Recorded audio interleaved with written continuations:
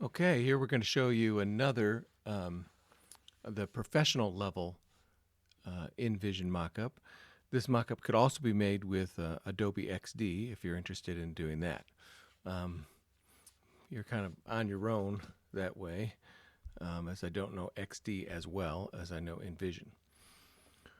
But many students find it easy, so check it out.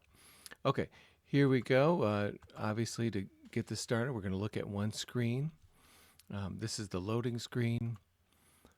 So here's our login. Notice how there is an interaction in this one. The screen slid to the left. That's an easy setup that you could do.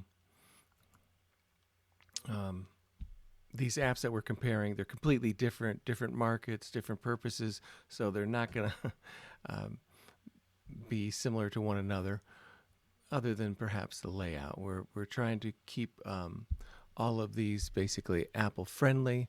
Why? Because Apple has the most restrictions, and if you can pass it through Apple, most likely you can pass it through Google. So we'll be learning about that later. But you could set up all these subcategories. They haven't done that. Interesting. You can keep the navigation locked in place, and you could make it a screen that went up and down, so we could have made this much longer. Yeah. But you can see how this, to many people, if it was particularly running on your phone, would look like a real app, legit, and they would think you were using an app. So this is the professional quality that we want the final app to be.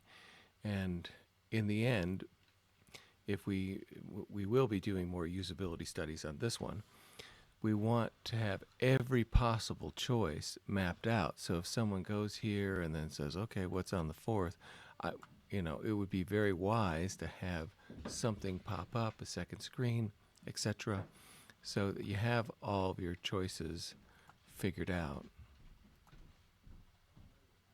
And that way, users will have a much easier time testing out your app, and you'll get better feedback. Okay, so that's an example of a professional level app. And again, you could do this with Adobe XD or again with InVision.